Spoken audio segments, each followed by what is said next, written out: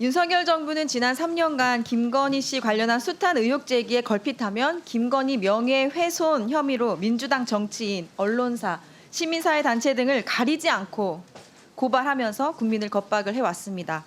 그러나 김건희 씨의 석사, 박사 논문, 학술지 논문 표절에 대해서는 계속 항거해 왔는데요. 논문 표절과 위조가 사실이었기 때문에 반박할 수 없었던 것 아니겠습니까? 설민신 교수, 우리 김건희 논문 대필 의혹을 받고 있는데요. 국립대 교수 신분임에도 국감 출석 피하기 위해서 셀프로 출장 계획서를 급조해서 학기 중에 20일이 넘는 시간 동안 해외 출장을 가고 지난해에도 국감 기간 내내 무단으로 결강을 했습니다. 그리고 잠적을 해버렸죠. 설민신 교수가 이렇게까지 하는 이유가 무엇일까 궁금했는데요. 좀 깊이 관여가 되어 있지 않으면 이렇게까지 할 리가 없지 않겠습니까? 설민신 교수가 김건희 씨 논문 대필에 깊숙이 개입한 자료를 공개하겠습니다. 오늘 처음으로 공개하는 자료인데요. 화면을 좀 보시죠. 김건희 씨 박사 논문 리서치 자료가 김건희 씨와 설민신에게 함께 전달된 메일입니다. 장관님, 박사 논문을 쓴 사람은 김건희인데 설민신도 자료를 받은 이유가 무엇이겠습니까? 예, 설명을 좀 덧붙이자면 메일을 보낸 사람은 김건희 씨가 이사로 재직했었던 H컬처 테크놀로지의 대표입니다.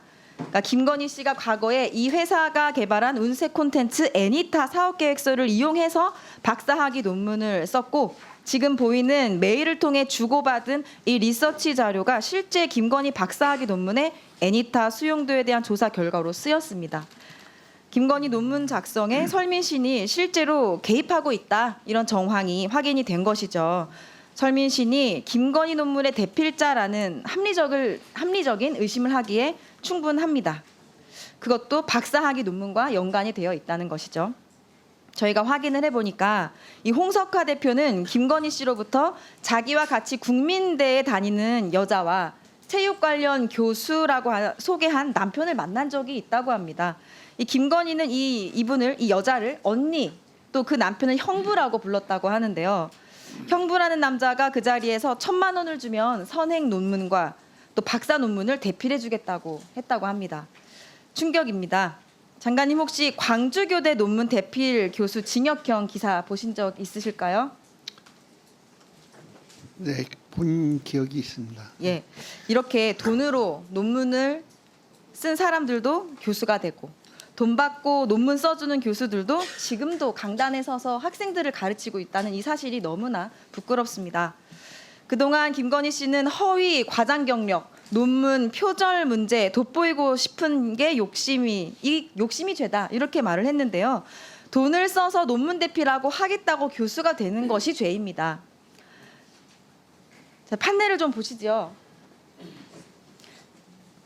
자, 김건희 논문 대필 공범들은 이뿐만 아니라 더 많은 부정 비위를 저질러 왔습니다. 설민신 교수, 경인여대 재직 당시 학생 성추행으로 유죄받았고 한경국립대에서 유학생 공문서 위조해서 지금 수사받고 있습니다. 설민신 교수의 부인이자 김건희의 지인인 김기현 교수, 경인여대에서 교직원에게 성과급 부풀려 지급하고 차액 돌려받아서 총장이 횡령할 수 있게 했습니다. 그걸로 교육부 감사에서 중징계 해임 처분 받았으나 해임은커녕 사학재단 비호 받으면서 부총장까지 올랐습니다. 장윤금 숙대 전 총장 논문 표절 검증하는데 2년이나 걸렸고 국감 회피했죠. 김지용 이사장도 아까 위원장님께서 충분히 설명하셨기 때문에 넘어가겠습니다. 4년째 지금 국감을 회피하고 있습니다. 이원희 한경국립대 총장 작년에 국감에 와서 뻔뻔하게 설민신 비호하고 성적 주겠다고 학생들 성추행했다는 제보가 있었는데 계속 아니라고 우기다가 학교에 돌아가서는 제보자를 막 색출해냈어요. 그래서 이 제보자들이 숨어드는 바람에 수사도 시작을 못했습니다. 이 김건희 논문 대필 공범들, 비호 세력들 이대로 둘 수는 없습니다. 위원장님, 논문 대필이 사실인지 아닌지 따져보고 확인할 수 있도록 설민신, 특히 홍석화 대표를 꼭 종합국감 때 증인 참고인으로 불러주십사 간곡하게 부탁 말씀드리겠습니다. 지금까지 확인된 김건희 씨 논문 모두 표절이거나 심각한 연구윤리 위반이었는데요. 아직도 이 엉터리 논문들이 학술지에 실려 있습니다. 장관님, 저는 이런 논문 검증하지 않으면 우리나라 학계의 학문적 기준과 검증 시스템이 완전히 무너질 수 있다고 생각을 합니다. 장관님 숙대에서 김건희 씨 석사 학위 논문 검증이 얼마나 걸렸는지 혹시 기억하십니까? 3년 정도 걸렸던 걸로 네. 기억합니다. 맞습니다. 저는 이번 사태에 교육부의 책임도 크다고 봅니다. 연구부정 검증 책임은 연구자 소속 기관인 대학의 몫인 것이 맞지만 김건희 사례처럼 어느 세월에 또 얼마나 정확한 조사가 될지 알 수 없는 상황에서는 2022년 이런 경우를 대비해서 2022년에 교육부가 최소한의 개입을 할 수 있도록 연구윤리 지침 개정을 예고했습니다. 하지만 행정예고 이후에 무산되었어요. 그러니까 교육부가 2022년 2월에 연구윤리 지침 개정하겠다고 한 행정예고인데요. 여기 부처 간의 규제개혁 심사를 통과하지 못했다고 합니다. 저는 그 과정을 다시 한번 잘 살펴볼 필요가 있다고 보는데요. 이 제도가 시행되면 국민대, 숙대 등을 교육부 장관이 직접 조사하거나 아니면 제3의 기관이 논문 표절 여부를 판단할 수 있어서 일부러 시간을 끈 것이 아니냐 이런 의혹들이 제기가 되었었는데 장관님이 보시기엔 어떻습니까?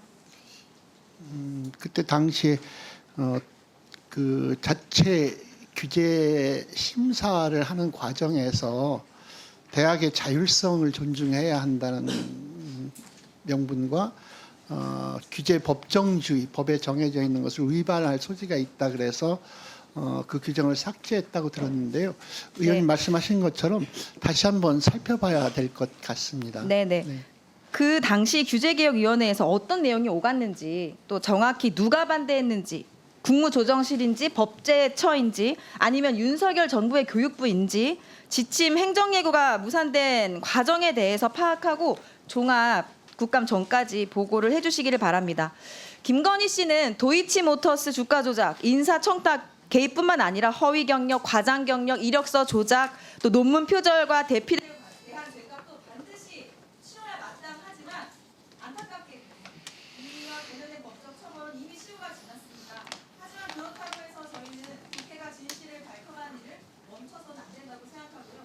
교육부도 이런 윤리 지침을 제대로 세울 수 있도록 다시 한번 검토하고 국감 종합국감 전까지 꼭 보고해 주시기 바랍니다. 네, 그렇게 하겠습니다. 네, 백승호 의원님 수고하셨습니다.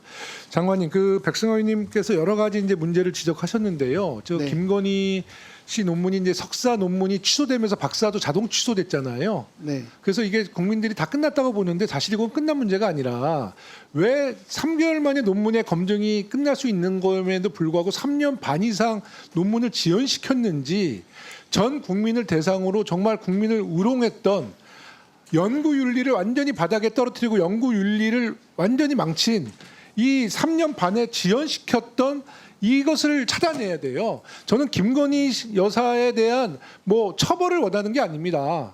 연구윤리가 지금 완전히 이 신뢰도가 떨어졌는데 석박사 논문이 왜 이렇게 오랫동안 검증이 지지부진했는지 이 배후 세력이 있을 거 아닙니까? 이 문제를 좀 밝혀주시고 국민대 박사 논문도 지금 1년 전에 국민대 자체 심의 결과 정당하다고 했지만 아직도 많은 학계에서는 표절 논문이라고 합니다. 이런 문제도 잘 밝혀서 누구를 처벌하자는 것이 아니라 이런 그 정말 잘못된 연구 윤리에 대해서는 교육부가 반드시 바로 잡아서 대한민국의 좀 학문의 좀 도덕성을 다시 한번 좀 제대로 중심을 잡아달라는 당부의 말씀 드릴게요.